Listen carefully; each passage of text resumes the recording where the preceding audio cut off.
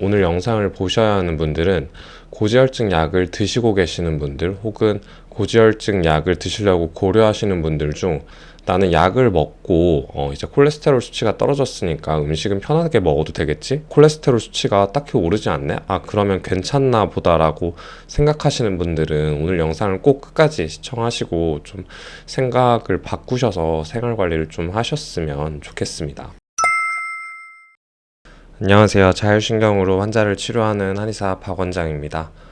오늘은 고지혈증 약 이야기를 할 건데요. 고지혈증 약은 많은 분들이 드시고 계시고 현대인들은 특히 식습관이라던가 아니면 생활환경 문제 때문에 콜레스테롤 문제가 굉장히 많으십니다. 그래서 고지혈증 약 드시고 계신 분들이 제 환자분들 중에도 실제로 많은데 고지혈증 약을 드시는 모두가 부작용을 겪는 것은 아닙니다. 다만 일부 환자분들 같은 경우는 굳이 고지혈증 약을 드실 필요가 없는데 이렇게 콜레스테롤을 낮추기 위해 약을 드시고 나서 정말 그 부작용으로 너무 힘들어 하시는 분들이 많이 계시거든요. 그런데 환자분들은 덜컥 그냥 혈액 검사를 하시고 콜레스테롤 수치가 조금 높게 나오면 바로 그냥 이걸 낮추려고 약을 드시는 경우가 굉장히 많아서 이게 정말 문제의 원인은 해결하지 않고 수치만 딱 이제 낮춰서 심리적인 안정감만 갖게 하는 거거든요. 그래서 고지혈증 약의 부작용에 대해서 알아보고 또 정말 그렇게 콜레스테롤 수치가 나왔을 때 이걸 어떻게 관리하는 게 맞는 방법인지에 대해서 오늘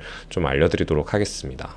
오늘 영상을 보셔야 하는 분들은 고지혈증 약을 드시고 계시는 분들 혹은 고지혈증 약을 드시려고 고려하시는 분들 중 나는 약을 먹고 이제 콜레스테롤 수치가 떨어졌으니까 음식은 편하게 먹어도 되겠지? 아니면 약을 먹고 있고 음식은 그냥 뭐 떡볶이, 마라탕 뭐 아니면 이제 빵, 과자 같은 거 편하게 먹어도 콜레스테롤 수치가 딱히 오르지 않네? 그러면 괜찮나 보다라고 생각하시는 분들은 오늘 영상을 꼭 끝까지 시청하시고 좀 생각을 바꾸셔서 생활 관리를 좀 하셨으면 좋겠습니다.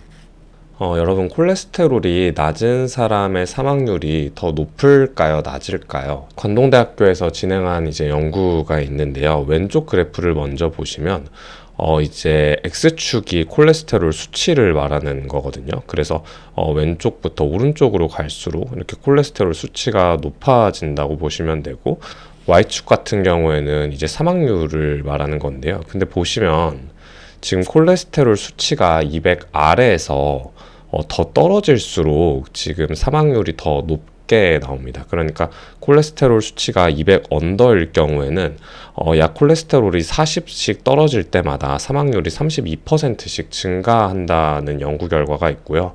그 다음에 오른쪽 그래프를 보시면 이거는 남자와 여자 좀 차이가 있는데 남자가 여자보다 콜레스테롤 수치가 떨어질 때 사망률이 더 높게 증가한다는 결과가 나타났습니다.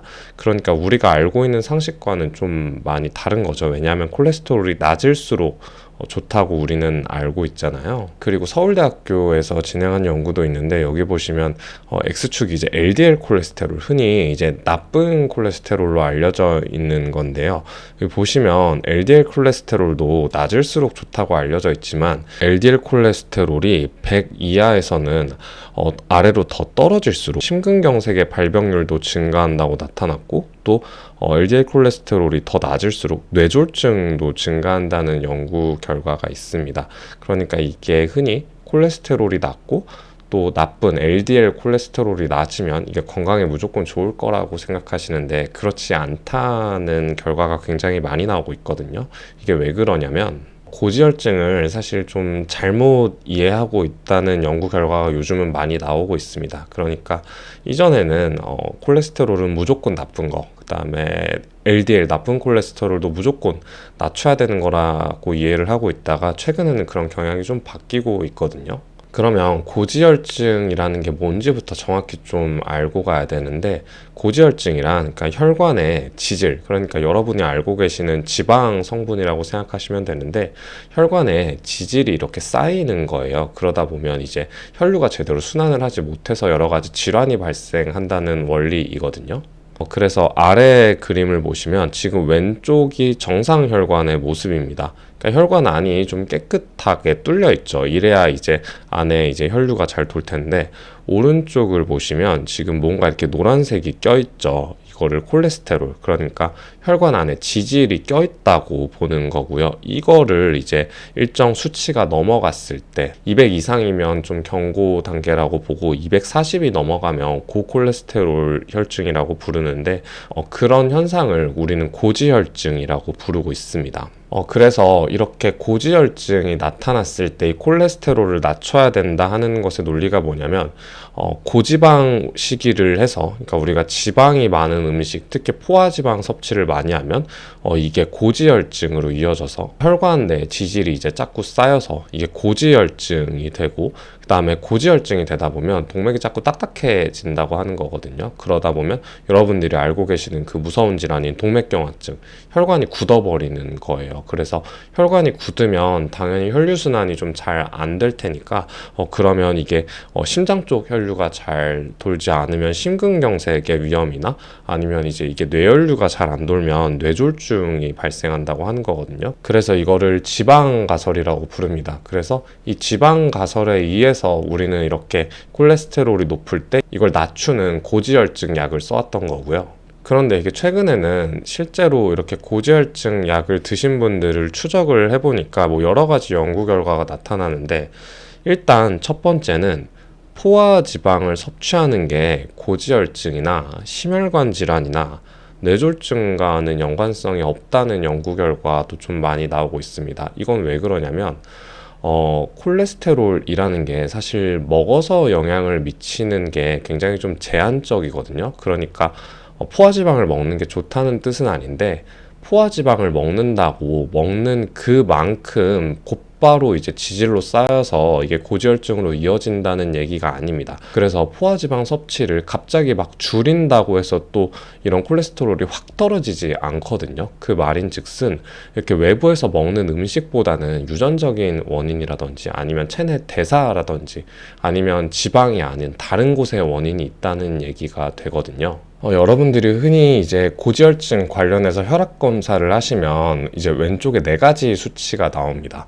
총콜레스테롤 TC, 중성지방 TG, 그 다음에 HDL 좋은 콜레스테롤이라고 불리죠. 그 다음에 LDL 나쁜 콜레스테롤이라고 불리는데요. 고지혈증이냐 아니면 이상지질 혈증이냐 이걸 기준으로 어떻게 잡냐면 총 콜레스테롤은 200 아래여야 된다고 보고 있고, 그 다음에 중성지방은 150 아래, 그 다음에 HDL 같은 경우는 남자는 40 이상, 그 다음에 여성 같은 경우는 50 이상이 정상이라고 보고 있고, 그 다음에 LDL 같은 경우는 130보다 아래를 정상으로 보고 있습니다. 환자분 사례를 한번 소개해 드릴게요. 실제로 검사를 했을 때 이 정도 수치가 나왔다고 한번 생각을 해보겠습니다. 이분은 지금 총 콜레스테롤이 238, 그 다음에 중성지방이 40이시고 HDL은 70, LDL은 160이 나오시네요. 여러분 그러면 지금 위에 이제 원래 정상 수치와 비교했을 때 지금 걸리는 게 총 콜레스테롤과 지금 LDL 수치가 정상 수치보다 높아져 있죠. 그래서 실제로 이 정도 혈액검사 결과가 나오면 병원에서는 고지혈증 약 복용을 권유를 합니다. 많은 환자분들이 실제로 그렇게 드시고 계시고, 약을 드시면 콜레스테롤 수치가 떨어집니다. 그렇게 해서 드시는 약이 대표적으로 스타틴이고요. 스타틴은 전 세계적으로 2억 명 이상이 복용한, 아주 많은 분들이 복용하신 약물이라고 할 수 있고 한국에서도 많이 쓰이고 있고요. 그래서 그만큼 장기간 오래 드신 분들이 많다 보니까 또 이제 다양한 연구 결과가 존재하는 거거든요. 그런데 스타틴은 이렇게 장기간 많은 분들이 복용하시면서 이상하게 이걸 드신 분들이 각종 부작용을 경험했다는 사례가 쌓이기 시작합니다. 스타틴은 실제로 부작용이 굉장히 많은데요. 미국 심장학회에서 인정한 대표적인 부작용이 바로 근육통이고요. 또 이상하게 스타틴을 장기간 복용하신 분들이 당뇨 발생 위험이 높아집니다. 이것도 연구 결과로 좀 밝혀졌거든요. 그리고 또 다른 질환으로는 간 수치가 올라가시는 분들이 많고요. 이건 아무래도 이제 모든 약물이 간에서 대사가 되다 보니까 이걸 장기간 오랫동안 드셨을 때 이제 AST나 ALT 같은 이제 간 수치 지표가 올라가는 경우가 많고, 또 소화불량 호소하시는 분들 굉장히 많고요. 그다음 두통 두통, 그 다음에 이제 뇌 기능이 저하되시는 분들도 많고 우울증이나 만성 피로 등 이 부작용이 나타나는 사례는 환자분들마다 굉장히 다양한데 이거 말고도 또 여러 가지 수십 가지 부작용을 호소하시는 분들이 굉장히 많습니다. 그럼 우리가 고민을 해야 될 게 이런 부작용을 감수하고서라도 스타틴을 복용을 하는 게 나의 건강에 이득이 되는가, 아니면은 부작용 때문에 스타틴을 복용하지 않는 게 건강에 더 이로울까를 좀 생각을 해봐야겠죠. 그러면 먼저 생각을 해봐야 될 게 콜레스테롤이 과연 나쁜 거일까요? 아닙니다. 콜레스테롤은 되게 중요한 물질이고 이게 없으면 우리 몸은 큰일이 나요. 왜냐하면 우리 몸의 세포를 구성하는 주요 성분이거든요. 콜레스테롤은 어떤 작용을 하냐면, 우리 몸은 세포라는 단위로 구성이 되어 있는데 이렇게 세포가 있다고 하면 이 세포를 감싸고 있는 막이 있어요. 근데 이 막을 구성하는 게 바로 콜레스테롤이거든요. 그러니까 이게 없으면 큰일 나겠죠. 그리고 또 이제 각종 성호르몬 아니면 스테로이드 호르몬 같은 인체에서 나오는 많은 호르몬들을 만드는데 콜레스테롤이 꼭 필요합니다. 콜레스테롤을 재료로 써서 이런 호르몬을 만든다고 생각하시면 되고, 또 소화 기능에 중요한 담즙산을 만드는 데도 사용이 되고, 그리고 또 비타민 D의 원료로도 쓰입니다. 그러니까 콜레스테롤이 나쁜 게 아니고 정상적으로 있는 물질인데 이게 너무 과다하면 문제가 된다고 보는 거거든요. 그래서 위에서 다시 말한 스타틴을 복용하면 이 스타틴은 총 콜레스테롤, 그 다음에 중성지방, HDL, LDL 중에서 LDL 콜레스테롤을 떨어뜨리는 역할을 합니다. LDL 콜레스테롤이 나쁜 콜레스테롤이니까 얘를 떨어뜨리면 이게 문제가 해결된다라고 생각하는 거거든요. 그리고 실제로 스타틴을 복용하면 LDL 수치는 잘 떨어집니다. 환자분들마다 반응이 다르긴 하지만 대체로 좀 잘 떨어지는 편인데, 문제는 이렇게 콜레스테롤 수치를 스타틴을 복용해서 떨어뜨려 놔서 혈액 검사가 정상으로 나왔다고 하면 이게 과연 정상적이고 건강한 상태일까요? 그러면 높은 LDL 수치가 이제 문제가 되니까 이걸 낮춘다고 하는 거잖아요. 그러면 그 전에 왜 이 높은 LDL 수치가 문제가 되는지 생각해 볼 필요가 있습니다. 여러분이 아주 알기 쉽게 이제 혈관에 생기는 문제에 대해서 말씀을 드릴게요. 여기 보시면 정상적인 혈관입니다. 그러니까 안에 이제 요거는 적혈구인데 이렇게 혈관이 있고 안에 이제 막힌 것들이 없어서 혈류가 이렇게 쭉 순환을 할 수 있는 거죠. 그런데 이제 위에서부터 보시면 이렇게 뭔가 노란색으로 껴있는 게 있죠. 이게 이제 지질이 끼기 시작하는 건데, 이게 지금 아래 단계로 넘어갈수록, 그러니까 상태가 더 좋아지지 않을수록 지질이 더 쌓이게 되거든요. 그래서 이게 일정 범위를 넘어가게 되면 안에 혈류가 제대로 순환을 못하게 됩니다. 그러면 이제 문제가 생기는 건데, 얘네들을, 이 노란색 지질 성분들을 플라크라고 불러요. 멀쩡한 혈관에 플라크가 왜 생길까요? 바로 혈관 염증이 발생해서 플라크가 생기는 겁니다. 그러니까 정상적으로 건강한 혈관에는 플라크가 쌓이지 않아요. 그러니까 LDL 콜레스테롤 수치가 높아질 리도 없겠죠. 그런데 어떠한 이유에서든 혈관에 염증이 발생하면 이 염증으로 인해 손상된 혈관을 복구하기 위해 쌓이는 거거든요. 염증이 작거나 일시적이라면 상관이 없지만 염증이 너무 심하거나 아니면 염증이 가라앉지 않고 만성적으로 반복되다 보면 이 플라크가 계속 쌓이게 되고, 얘네가 쌓이면 생기는 문제가 혈관이 딱딱하게 굳게 됩니다. 그러면 이제 동맥경화증, 그 다음에 그 이후로 뇌졸중이나 심근경색 위험이 높아지는 거거든요. 그런데 스타틴은 LDL 콜레스테롤 수치는 낮추지만 혈관의 염증을 없애지는 않습니다. 그러니까 스타틴을 먹고 나서 LDL 콜레스테롤 수치가 낮아졌다고 해도 혈관 염증은 그대로 남아있는 상태예요. 그러니까 수치가 떨어졌다고 그냥 안심을 하면 그게 절대 건강한 상태가 아닐 뿐더러 오히려 더 이제 수치를 보고 환자분이 안심을 하기 때문에 위험할 수 있거든요. 재밌게 본 논문이 있어서 좀 소개를 해드리고 싶은데, 굉장히 유명한 저널에 실린 연구이고요. 지방가설의 재평가라는 제목의 논문이거든요. 그러니까 이게 뭐냐면 LDL 콜레스테롤을 낮추는, 그러니까 스타틴을 포함한 다양한 29개 연구 결과를 이제 다시 평가를 해보는 거예요. 이제 시스테믹 리뷰 논문인데, 여기 보면 이제 이 표에 나타난 게 29개 LDL을 낮추는 것에 대한 연구 결과거든요. 그리고 대부분이 스타틴이고 좀 다른 방법들도 포함이 되어 있는데, 이게 쉽게 요약하면 이렇게 여러 가지 연구 결과를 분석해 보니까 LDL 콜레스테롤을 낮추는 게 결국은 사망률을 낮추는 데는 별로 연관성이 없다는 결론을 내리고 있거든요. 그러니까 원래 기존에 생각했던 LDL 콜레스테롤을 낮춰서 동맥경화증을 예방하고 심근경색이나 뇌졸중을 예방할 수 있다는 그 지방 가설이 사실은 좀 틀렸다는 결론을 내고 있는 거거든요.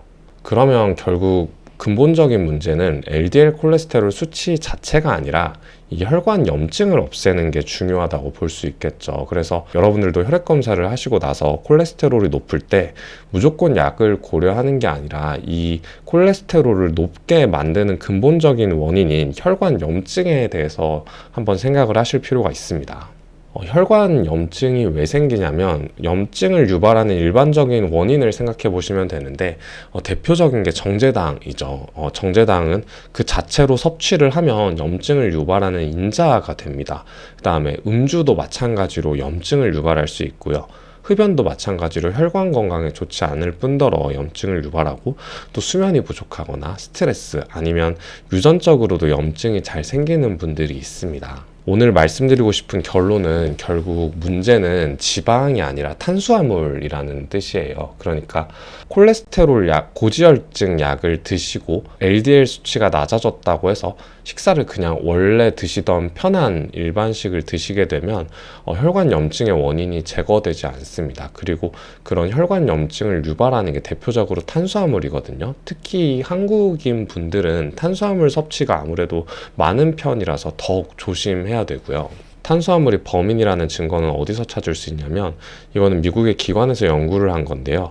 1963년 이후로 2018년까지 약간의 차이는 있지만 나이가 소아이거나 청소년이거나 성인이거나 중장년층, 노인에 상관없이 전 연령대에서 과체중인 사람들의 비중이 끊임없이 증가를 했습니다. 그리고 이것의 원인을 탄수화물 때문이라고 보고 있거든요. 그래서 우리는 고지혈증을 다룰 때 이게 이제 지질의 문제다 보니까 지방만 생각을 하는데, 탄수화물이 문제가 될 수 있다는 새로운 생각을 좀 해볼 필요가 있습니다.